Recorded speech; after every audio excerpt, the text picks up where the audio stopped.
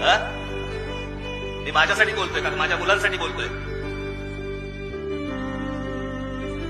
एक पहिल्यांदा आपल्याला एक सगळ्यांना नीट समजावून सांगतो मी जो इथे राजकारणामध्ये आहे, तुमच्यासमोर जो उभा आहे, हा काही प्रॉपर्ट्या कमवायला किंवा पैसे कमवायला इथे मी राजकारणामध्ये आलेलो नाहीये.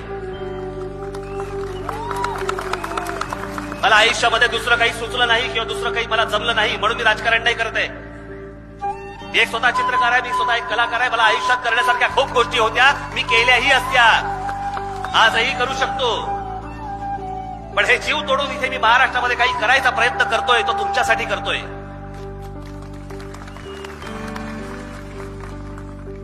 काय घरात काय अन्नाची दशा नाहीये की ज्याच्यासाठी म्हणून मी इथे भटकंती करतोय, त्याच्यासाठी म्हणून मी या तुमच्या समोर येतोय.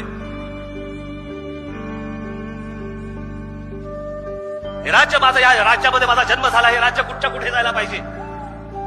मी माझ्या पहिल्या सभेमध्ये सांगितलं होतं, जगाला हेवा वाटेल असा महाराष्ट्र माझ्या हातून घडावा, एवढीच फक्त माझी इच्छा आहे. ते कसं दाखवणार होता मी,